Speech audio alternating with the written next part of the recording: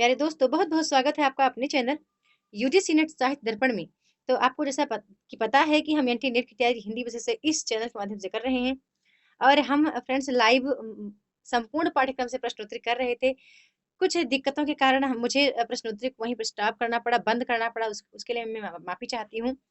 दरअसल उन्हीं प्रश्नों को जो प्रश्न छूट गए थे, उनको मैं रिकॉर्डेड करके मैं डालना चाहती हूँ कि ताकि आपकी सहूलियत के लिए अच्छा हो। है ना? हाँ, ये कहना चाहूँगी कि आपका फीडबैक जो मिल रहा था, जो आपके कमेंट्स रिप्लाई हो रहे थे आंसर के साथ, वो मुझे बहुत अच्छे लगे और आप सभी मित्र काफ़ी अच्छा मेहनत कर रहे हो। लेकिन कहीं न कहीं मैं असंतुष्ट असंतुष्ट भी हूँ। जैसा मैं चाहती हूँ कि जिस तरह की तैयारी आपकी होनी चाहिए, वो कहीं न कहीं फ्रेंड्स कमी है, तो अभी वक़्त है, अभी टाइम है। आप अपने कंसेप्ट को क्लियर कर लें।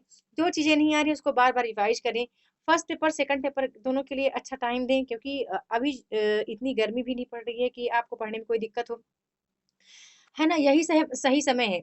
परीक्षा के 1-2 महीने का पहले ही सही समय होता है, एग्ज़ाम को क्वालीफ़ाई कर लेने का। तो चलिए चलते हैं, जो प्रश्न छूट गए थे, उसको हम देख लेते हैं। हम 44 तक किए थे, लेकिन यहाँ से मैं 40 से स्टार्ट कर रही हूँ। प्रश्न आता है कि निम्नलिखित संस्कृत आचार्यों का सही अनुक्रम बताइए। तो इसका जो हमारा करेक्ट आंसर है, सी नंबर सही है। पहले वामन आते हैं, कुंतक आते हैं, रुजक आते हैं, हेमचंद्र आते हैं। अगला प्रश्न आता है, इसको भी हमने किया था। हमने बताया था कि निम्नलिखित आचार्यों को उनके कथनों के साथ असंगत बताना है। आपको पता है जितने प्रश्न मेरे थे सभी कंसेप्ट पर आधारित थे फ्रेंड्स। बहुत ही इंपॉर्टेंट प्रश्न है वो, वहाँ पर मैंने जोरदार मेहनत भी की है। मैं चाहती हूँ कि आप सफल हों, आप सक्सेस हों। है ना? तो इसका जो हमारा करेक्ट आंसर है 41 नंबर का सी नंबर है, जो है असंगत है। कि काव्य शोभा करान धर्मान अलंकार कारण प्रत्यक्ष थे। ये भरत मुनि का नहीं है, ये दंडी का है। है ना? अगला प्रश्न देख लेते हैं। अगला प्रश्न आता है कि निम्नलिखित संस्कृत ग्रंथों का हमें सही अनुक्रम बताना था। तो इसका जो करेक्ट आंसर है वो भी सी नंबर सही है। सॉरी, सी नंबर सही है। सी हमारा राइट आंसर है। पहले आता है वक्रोक्त जीवितम, है ना? पहले वक्रोक्त जीवितम आता है, फिर काव्य प्रकाश आता है, अलंकार सर्वस्व और अलंकार कौस्तुभ आता है। है ना? ये हमारा राइट आंसर है, सी नंबर। आगे चलते हैं, अगला प्रश्न और देख लेते हैं। अगला प्रश्न आता है कि पाश्चात्य काव्य शास्त्रीय चिंतकों का हमें सही अनुक्रम बताना है। तो इसमें से कौन सही है? तो पहले हमारा बी नंबर जो आंसर है वो सही है। Matthew Arnold, T S. Eliot, I. A. Richard, Jean Paul Sartre. है ना? इस तरह के प्रश्न फ्रेंड्स बनते हैं। जैसे प्रश्न बने हैं वैसे ही मैंने लिया है। इसका हमने भी देखा था आंसर कि हमारा ए नंबर बिल्कुल असंगत है, क्योंकि ये प्रिय पति वह मेरा प्राण प्यारा कहाँ है, साकेत के नवम सर्ग से नहीं लिया गया है, प्रिय प्रवास से लिया गया है ना। इतने प्रश्न हमने देख लिए थे। अब चलिए हम स्टार्ट करते हैं यहाँ से। यहाँ से हमारा प्रश्न स्टार्ट हो रहा है कि अकाल और उसके बाद कविता किसमें संकलित है। तो इसका जो करेक्ट आंसर है वो युग धारा में संकलित है। फिर दूसरा प्रश्न हमारा आता है 46 नंबर कि गांधीवाद के संदर्भ में कौन कथन सही नहीं है। इसका आधार तर्क नहीं सहानुभूति है, इसमें विचार स्वतंत्र का अभाव है, इसके विचारों का दैनिक स्रोत दैनिक साधना है, या सभी कथन सत्य हैं। तो बता दो, इसका जो करेक्ट आंसर है वो बी नंबर बिल्कुल सही है। इसमें विचार स्वातंत्र का अभाव है, यह सत्य नहीं है। मतलब गांधीवाद के संदर्भ में यह कथन सही नहीं है। है ना? तो हमने देख लिया, हमारा जो राइट आंसर है वो बी नंबर सही है। हमारा 47 नंबर क्वेश्चन आता था। प्रश्न था कि निम्नलिखित संवाद पंक्तियों को उनके नाटकों के साथ असंगत बताना है। हो सकता है यही प्रश्न सुमेलित करने के लिए आ जाता है ना, ऐसा ही प्रश्न आपको सुमेलित करने के लिए दे दिया जाता कि यो देखना चाहो तो मेरा हृदय हृदय फाड़ कर देखो, ये किसका है, ध्रुव स्वामिनी का, या अंतिम पंडित में दोनों जर्जर करते हैं, पक्ष चाहे सत्य का हो चाहे असत्य का, अंधा युग का, कानून अनुमान पर नहीं प्रमाण पर चलता है, महाभोज का, या फिर आवश्यकता ही संसार के व्यवहारों का दलाल है, स्कंदगुप्त का। तो इसका जो हमारा करेक्ट आंसर है बता दो फ्रेंड्स, ये ए नंबर करेक्ट है। यह कथन ध्रुव स्वामिनी का नहीं है। तो आपको बताना है कि यह कथन किस नाटक से लिया गया है। युद्ध देखना चाहो तो मेरा हृदय फाड़ कर देखो, है ना? बताइएगा किस नाटक से लिया गया है। अब 48 का देखते हैं। 48 नंबर क्वेश्चन है, निम्नलिखित में से कौन सी जीवनी 3 भागों में विभक्त है। इसका जो करेक्ट आंसर है आवारा मसीहा, बिल्कुल राइट आंसर है। दिशाहारा, दिशा की खोज, दिशांत, ठीक है। विष्णु प्रभाकर की ये जीवनी है। शरत चंद्र जी के जीवन पर इन्होंने लिखा है। विष्णु प्रभाकर इसके रचनाकार है ना? बहुत बार एग्जाम में फ्रेंड्स ये रिपीट हो चुका है, बहुत बार रिपीट हुआ है प्रश्न, आपको पता है रिपीट होते हैं एनटी नेट के एग्जाम में।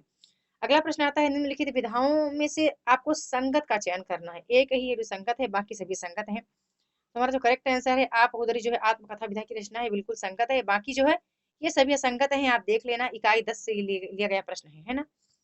आगे चलते हैं, अगला प्रश्न देख लेते हैं। बड़ा ही महत्वपूर्ण अगला प्रश्न है कि यह हिंदी के 1000 वर्षों के इतिहास में ऐसी पहली घटना है जिसमें अपने बारे में सब कुछ इतनी बेबाकी, साहस और सद्भावना से कह दिया गया है। धर्मवीर भारती का यह कथन किस लेखक के संबंध में है? तो इसका जो करेक्ट आंसर है ये हरिवंश राय बच्चन के संबंध में धर्मवीर भारती ने कहा है। आगे चलते हैं, अगला प्रश्न देख लेते हैं। अगला प्रश्न हमारा स्थापना तर्क से लिया गया है। मैंने अक्सर ही कहा कि स्थापना तर्क वाले प्रश्न अक्सर पूछे जाते हैं। तो स्थापना तर्क का जो प्रश्न है, आधुनिक हिंदी आलोचना पर पश्चिम के साहित्य चिंतन का गहरा प्रभाव है। हिंदी के प्रमुख समीक्षक पाश्चात्य साहित्य चिंतन से प्रभावित नहीं है, तो हमारा जो ये सही है बिल्कुल। लेकिन आर गलत है, क्योंकि आर में जो ये नहीं आ गया ना, ये गड़बड़ हो गया, ये गलत कर दिया। यदि ये नहीं होता तो हमारा आर और ये दोनों सही होता है ना, तो ये हमारा सही है, आर हमारा गलत है। आगे देखते हैं, आगे प्रश्न दिया गया है कि निम्नलिखित रचनाओं का हमें सही अनुक्रम बताना है। 52 नंबर। तो हमारा हमारा जो करेक्ट आंसर है ए नंबर सही है। प्रलय सृजन, भस्मांकुर, वाणी की व्यथा, जो शिलाएं तोड़ते हैं, है ना। सभी प्रश्न बहुत इंपॉर्टेंट है, आप देख लीजिएगा। एग्जाम में अक्सर इस तरह के प्रश्न बनने के चांस रहते हैं, है ना। 50, 71, 81, 85 इसका जो क्रम है वो सही होना चाहिए। अगला प्रश्न देख लेते हैं। निम्नलिखित कविताओं का हमें असंगत बताना है। संशय की एक रात शमशेर बहादुर सिंह, त्रिकाल संध्या भवानी प्रसाद मिश्र, अग्निलिख भारत भूषण अग्रवाल और दिल्ली रामधारी सिंह दिनकर। तो हम देख रहे हैं कि हमारा जो संशय की एक रात है ये हमारा असंगत है, ठीक है, शमशेर बहादुर सिंह का नहीं है। आगे देखते हैं, अगला प्रश्न हमारा दिया गया है कि कल्पना केवल काव्य सृजन के लिए नहीं बल्कि उत्कृष्ट आलोचना के लिए भी अनिवार्य है। यह कथन किस पाश्चात्य विचारक का है? तो इसका जो हमारा करेक्ट आंसर है वो हमारा कॉलरिज है। आपको पता है कॉलरिज का है कल्पना और पेटेंसी का सिद्धांत, तो हमारा बी नंबर आंसर करेक्ट है। आगे देख लेते हैं, अगला प्रश्न है कि माच और ख्याल कहाँ का लोक नाट्य है। ये भी हमारा इस तरह के प्रश्न बनने के चांस हैं, ये हमारा पाठ्यक्रम में लगा हुआ है, हमारे नेट के पाठ्यक्रम में। तो जो हमारा करेक्ट आंसर है फ्रेंड्स, माच और ख्याल जो है राजस्थान का लोक नाट्य माना गया है। अब बाकी उत्तर प्रदेश, महाराष्ट्र, हरियाणा, गुजरात के लोक नाट्य को आप याद रखिएगा। आगे ये प्रश्न बनता है, इस तरह के प्रश्न भी एग्जाम में कई बार रिपीट हुए हैं कि निम्नलिखित हिंदी नवजागरण सुधार आंदोलन में सहयोग देने वाली संस्थाओं में असंगत युग बताना है, ठीक है। इनके संस्थापक को आप जरूर याद रखिएगा कि इसके संस्थापक कौन है। तो यहाँ पर हमारा जो करेक्ट आंसर है सी नंबर बिल्कुल हमारा सही है। आर्य समाज जो है वो 1875 में इसकी स्थापना हुई थी, न कि 1880 में, है ना। हमारा सी करेक्ट आंसर है। आगे देख लेते हैं, अगला प्रश्न आता है कि निम्नलिखित में से किस कहानी के उद्देश्य को व्यक्त करते हैं। निम्नलिखित में से यह कथन जो है किस कहानी के उद्देश्य को व्यक्त करते हैं कि प्रेम का आदर्श स्वरूप है, तीन रत्नों की बात कही गई है, देश प्रेम की भावना है। तो हम देख रहे हैं कि दुनिया का सबसे अनमोल रत्न में ये बात कही गई है, ये उद्देश्य प्रकट करते हैं इस कहानी की। अगला प्रश्न आता है, निम्नलिखित रचनाओं का हमें सही अनुक्रम बताना है। करेक्ट आंसर हम देख लेते हैं। हमारा जो राइट आंसर है फ्रेंड्स वो सी नंबर बिल्कुल सही है। बादल को घिरते देखा 1952 में, 53 में यह दीप अकेला, उर्वशी 61 में और 64 में अंधेरे में, है ना। आगे देख लेते हैं, अगला प्रश्न है बताना है कि निम्नलिखित में से नवगीत विधा के कवि नहीं है, कौन नहीं है। तो जो हमारा करेक्ट आंसर है डी नंबर बिल्कुल सही है। जयप्रकाश कदम जो है दलित लेखक हैं, ना कि नवगीत विधा के माने गए हैं, है ना। हमारा अभी अंतिम प्रश्न मैं बता रही हूँ आपको, हमने कहा था 70 प्रश्न लेंगे। कुछ प्रश्न है जिनको मैं रिकॉर्ड करके आपको आपके समक्ष प्रस्तुत कर दूंगी। हमारा जो 60 नंबर का प्रश्न है, विरुद्धों का सामंजस्य कर्म क्षेत्र का सौंदर्य है, यह किसकी धारणा है। तो यह आचार्य शुक्ल की धारणा है कि विरुद्धों का जो सामंजस्य है वो कर्म क्षेत्र का सौंदर्य है। तो फ्रेंड्स आपको आज की वीडियो में बस इतना ही। आपको आज की क्लास कैसी लगी, आपको लाइव क्लास कैसी लगी उसका फीडबैक, और साथ ही ये जितने प्रश्न हमने लिए हैं, जितने महत्वपूर्ण प्रश्न हमने जब कहा था कि हम 70 प्रश्न संपूर्ण पाठ्यक्रम से लाएंगे, ये सभी प्रश्न इतने महत्वपूर्ण हैं, इतने बेहतर प्रश्न हैं कि आपकी आगामी परीक्षा के लिए यदि आप इस तरह की तैयारी करते हैं तो आपको कोई ताकत हरा नहीं सकती परीक्षा को लेकर के। मैं चाहती हूँ आपकी बेहतर तैयारी हो, अच्छी तैयारी हो, इसलिए मैंने इतनी मेहनत की थी संपूर्ण पाठ्यक्रम से प्रश्नोत्तरी लाने के लिए। इसमें मैंने अवबोध को नहीं लिया था। मैं एक दो अवबोध आपको समझा दूंगी कि अवबोध की तैयारी आपको कैसे करनी है, किस तरह से करनी है, किस तरह उसके पाठ्यक्रम को पढ़ना है, उसका उद्देश्य आपको कैसे निकालना है, उसकी विषय वस्तु कैसे निकालनी है, जो प्रश्न पूछे जाते हैं उसका आंसर हमें कम टाइम में कैसे खोज लेना है, ठीक है। उसका एक वीडियो में डाल दूंगी। यदि आपको क्लास पसंद आया करे तो आप ज़्यादा से ज़्यादा लोगों तक शेयर भी किया करें, और आप लाइक कमेंट के माध्यम से आपने बहुत प्यार दिया मुझे, आपका बहुत सहयोग मिल रहा है। सभी मित्रों को, सभी साथियों को मैं तहे दिल से शुक्रिया अदा करना चाहूँगी, और ये कहना चाहूँगी कि जब तक आपके एग्जाम नहीं हो जाते मैं निरंतर वीडियो आपके लिए एक लाती रहूँगी।